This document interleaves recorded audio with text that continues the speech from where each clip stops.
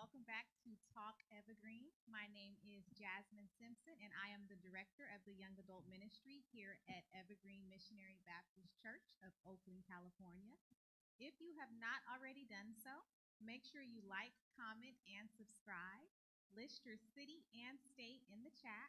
Let us know where you're watching from, and feel free to ask questions as we are live. Also, be sure to follow us on Instagram and TikTok at Evergreen of Oakland. I am very excited to be here tonight with our live audience, and we have a very special guest with us. She has been a member here at Evergreen for 43 years. She's participated in various roles around the church, such as youth department, praise dance, mass choir, and kitchen crew. She is a conference service manager at the Residence Inn in Berkeley, California, where she hosts a number of events, a mother of three, a big sister, and a very special God fearing woman. Everybody, put your hands together and help me welcome Sister Catherine Brown. Oh my God.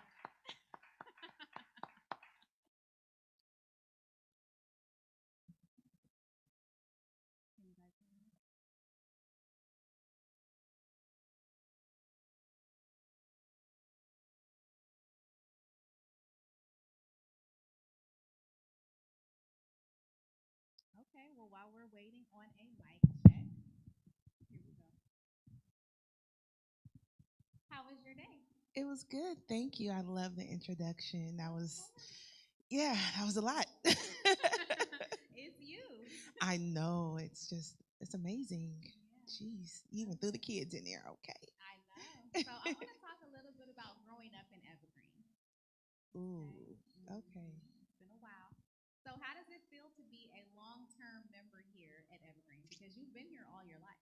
Yes. So I literally, and my auntie may beat me up for this later, but in my generation, I was the first kid in my generation. So everybody in my mom's era had a hand in raising me.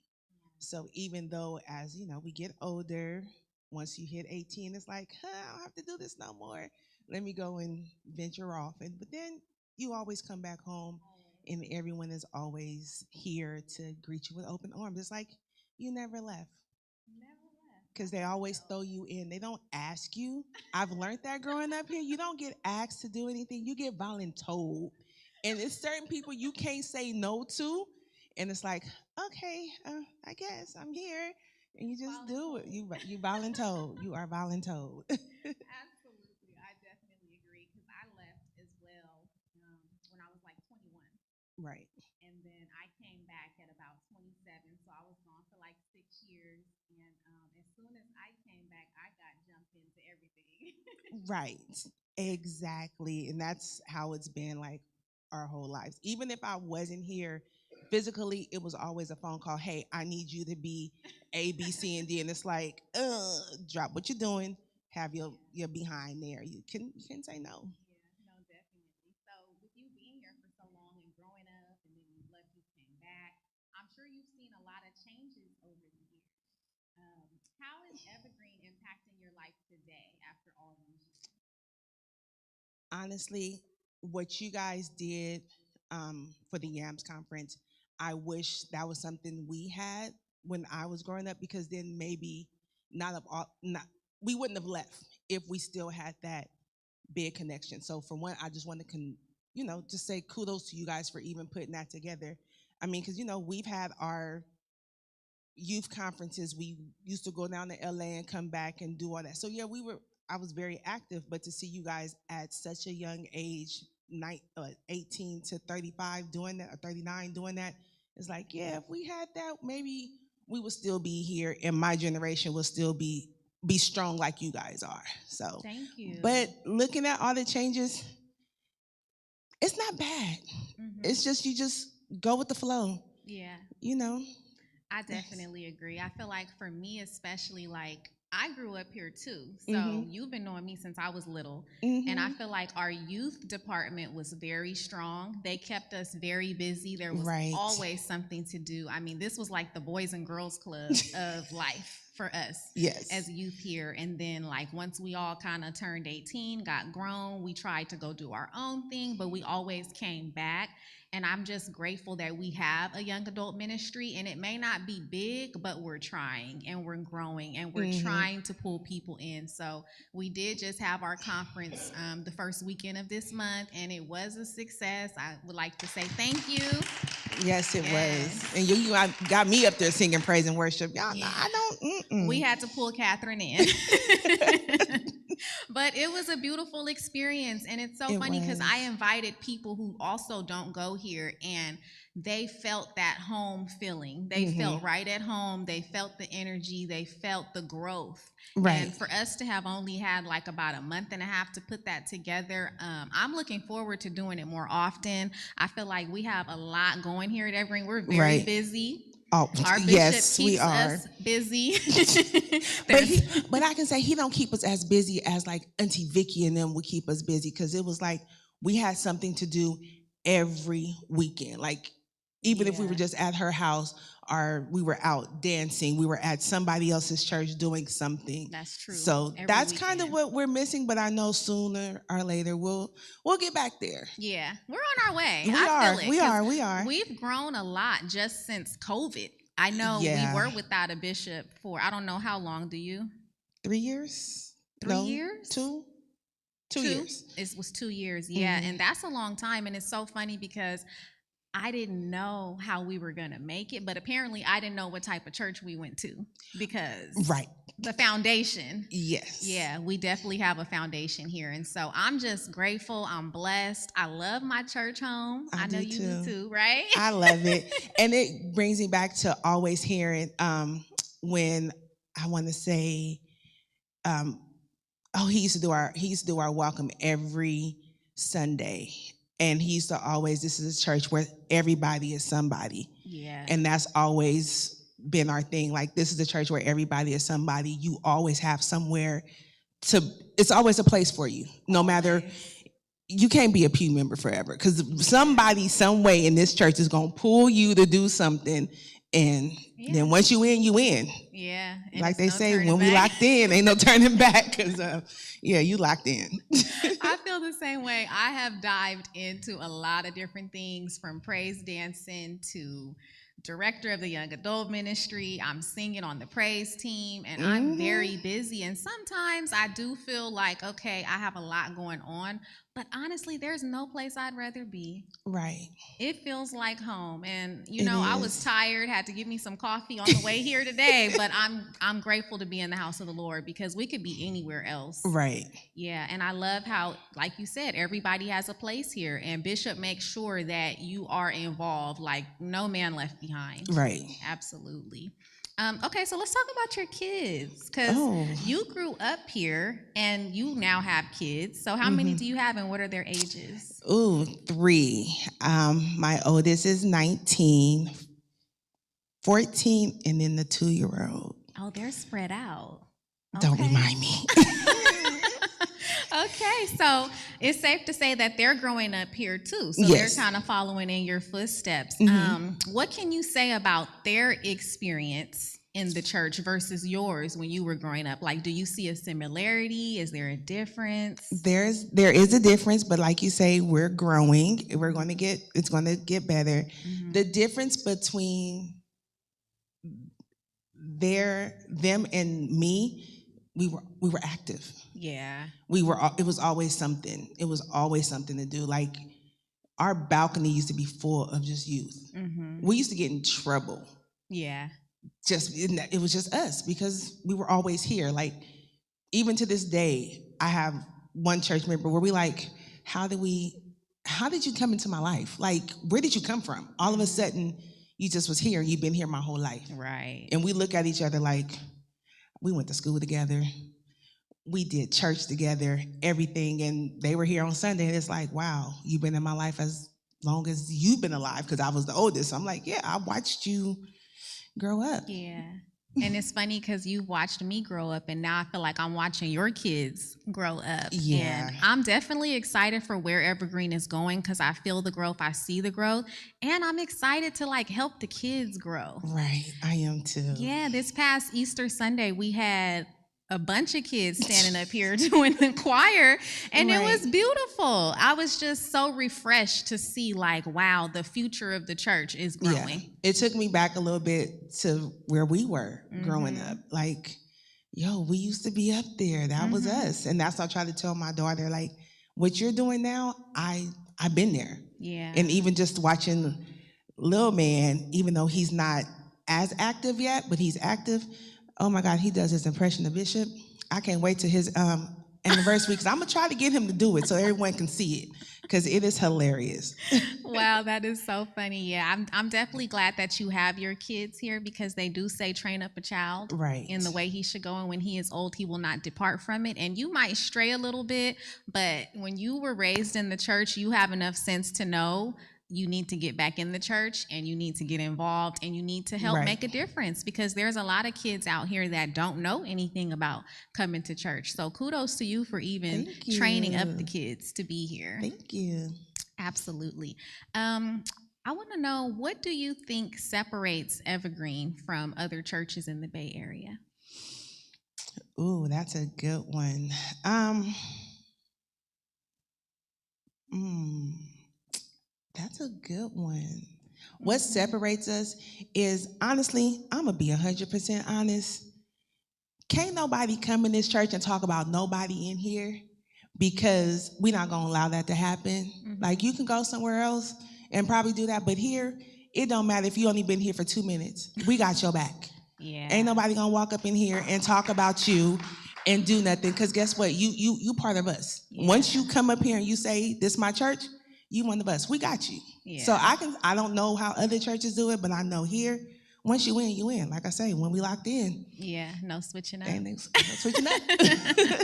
I definitely agree. And it's so funny because even the people that I invite to Evergreen, they feel that family dynamic off the gate. They always talk about how open arms we are and just even how we feed after church. Like, there's been multiple occasions I've had people come and I'm like, oh, we're feeding after church. And they can't even believe that our church cooks all this food for us and feeds us like that. Like, Right. It's just that loving family feel. And then too, I know we're crazy because we'll talk about each other, but we won't let anybody else talk about each other. So. Right. Yeah, facts. That is so true. Definitely. And I think one other thing I've noticed, because I have visited other churches, I haven't ever left and joined another church, but I have visited. The reason why I never joined is because I never felt that home feeling. I never felt that family vibe. I would go places and it would be fine. I'd go a few times, but to actually join, it didn't sit right. There's because no place like home. Yeah, there's no place like home. And I feel like we are keeping up with the times. Like, for us to be 78 years, almost what, is it 78 this year? 78 this year, right? Yeah. For us to be here for 78 years, we are keeping up with the times. Right, we are. Yeah, we are very active. We're constantly doing different stuff, which I'm super excited because we're going to talk about something that you're doing in just a minute. But I can definitely say we are keeping up with the times, and that's important, especially when you think about the future of the church and young adults. We need us because we're going to be the ones to carry this on. And so I'm just happy that we have the technology. We're on TikTok now. We're on Instagram. Right. And we're just doing stuff. So it feels pretty good. We are going to take a quick intermission while Michael Mitchell comes and blesses us in song. But don't go anywhere because when we return, we're going to be talking about a very special event that Catherine is hosting. I'm so excited and I have a lot of questions. In the meantime, we will participate in our giving. Those of us in the sanctuary will be giving, and you online can give as well. They will put on the screen the different ways that you can give, and we'll be right back after the song selection.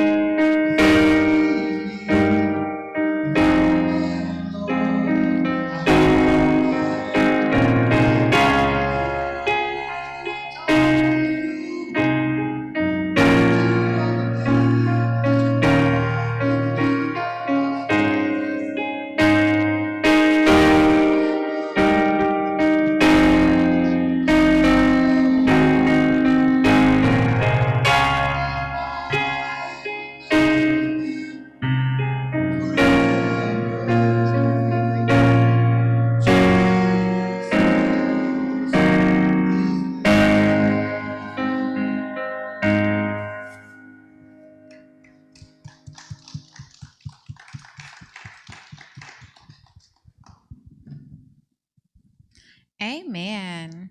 Welcome back. So, I heard you're putting on an event.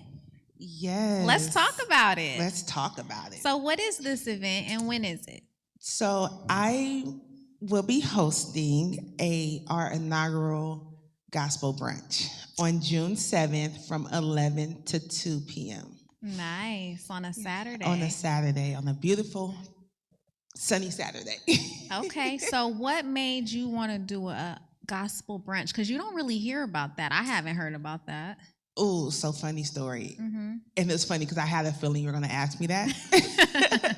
So we do these walks every so often at work. So we were walking up to the football stadium, and I'm really not a talker. So around certain people, yeah, I can't stop talking. But around those that I don't know, I'm kind of like no, I'm good. Shy. So I was just like scrolling on my phone, and I seen these people like in bars doing gospel brunches. I'm like, why are y'all in the bar where it's drinks flowing and stuff like that? So my crazy self called my auntie and was like, "Ooh, guess what? We should do a gospel brunch." By the time I got off work, she had already said, "Okay, this is what it is. Here's the plan." Wow. I didn't say I really wanted to do it. I was just putting it out there, like, "Hey, that's something that we can do." But yeah, and it just took on from there. Wow. So it was almost by accident. Yeah, but they say, it's power in the tongue, and I'm slowly, biting my tongue now because, when I say things, it comes to pass. Fruition, right? But we forward. need stuff like this We in our do. community because people are going to brunch all the time. All the time. So why not have a gospel brunch? Yes. I like that. Now, where is it going to be taking place at? So it's going to be taking place at the Residence Inn in Berkeley. 2121 Center Street. I don't know if you were there for Lady Wanda's event. I didn't make it. Oh, but yeah, it's going to be beautiful. I heard good things about that. Yeah, though. Yeah. Okay.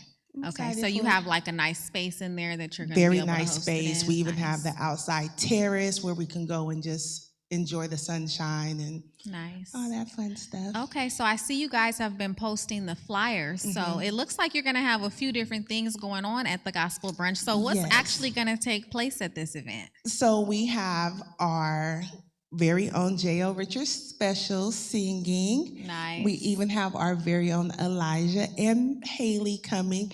And it was funny because I was like, they're not going to be able to do it because they're getting married. And so, but they came through for us. And then we have our own Dave Vani who will do our spoken word. And this is funny how I met the Voices of Christ. The director is actually the granddaughter of the late Helen Stevens. And I watched her. She was another one that we watched grow up. Me and her older sister, actually, we all ended up at school together because that's how close they are in age. And I think I want to say she started taking on her grandmother's legacy and started her own choir. And I was like, I want them to be a part. And then we also have Fame coming, their ensemble. And then one of our very own, Jude Gilbert, would be our host. Nice. And there will be some raffles, and you know how we do our raffles. So there will be some purses, there will be some gift bags, there will be a lot of different things and activities for everyone. So a nice fun time for everybody to come out, enjoy. Yes. You'll have entertainment. Yes. Socializing. Yes. And I know you asked me about having a booth. Are you going to have multiple vendors? Vendors will be there. Okay. I am now narrowing it down for the vendors because I'm getting, now that it's posted, people are like, "Oh, do you need vendors?" And so I'm working on it. I just don't want the same type of vendors. So we're different types. Different types. What kind of vendors are you thinking so that they know if they can reach out to you? I have t-shirt vendors. I have your skincare. So I'm still up in the air of what I want because I don't want it to go I don't want too many of the same vendors there. So I will get back to those that have reached out to, let you know. Okay. And then how many vendors so you know the max that you're accepting? Right now, I said 4, but this has now became bigger than I. So I think my max is going to be 6 right now. Okay. and Okay. you are one of them. So Absolutely. So we're down to 5. I will be at the gospel brunch. I do have t-shirts for sale. I have skincare and I also have jewelry. So you guys will definitely see me at the gospel brunch. I'm excited because I've never been to a gospel brunch. So Yay. this should be fun. Let's talk about also cost and donations and what are the proceeds going towards. So the donations is $75. The tickets are live on the Eventbrite. Thanks to our wonderful bishop who started that today. I wanted everything to go live on Sunday. But everything would go to help our culinary department. Because it's stuff in the kitchen that, we need. So Yeah. and because I do wear, I don't say I wear, but I'm in different departments. It's like, where do I put this? Where do I put that? So I'm going to go there first because that's something that my generation's been in the kitchen since I've been here. Absolutely. And they're cooking for us all the time. I Right. just mentioned that. So that'll be helpful. Okay. And then is there a gap of capacity of how many can attend before it's sold out? So as of right now on Eventbrite, there are only 50 tickets. I will be making that up to 100, and then we'll have maybe like 150 that will be here between the church and the team. Okay. So we're looking at 200, give or take. Nice. And then it's sold out after that. Sold out after that. Okay. Is there anything else you would like to share in regard to the gospel brunch? I know this is your first one. It's my first one. I'm just all over the place, but I hope to see everyone there to come out for food, faith, fellowship, and just a good time in the Lord. And this is something that my job has never seen before, so to be able to do that is going to be fantastic. And they're actually excited too. I bet. They're excited too. It's something new and refreshing. It is. Absolutely. Well, I'm excited, and you heard it here first. The inaugural gospel brunch is happening on June 7th at 12 p.m. at the Residence Inn in Berkeley. You can go to Eventbrite to purchase your tickets or contact Sister Catherine Brown for more information. Yes. Evergreen is busy, back, and better than ever. Now, as Bishop would say, I'm not out of message, I'm just out of time. Okay. Be sure to follow us on all social media platforms at Evergreen of Oakland. Don't forget to like, comment, and subscribe. Remember to join us every Sunday for our 8 a.m. Express Worship Experience, followed by our 9 a.m. Sunday School class and 11 a.m. worship. Thank you all for watching and have a blessed night.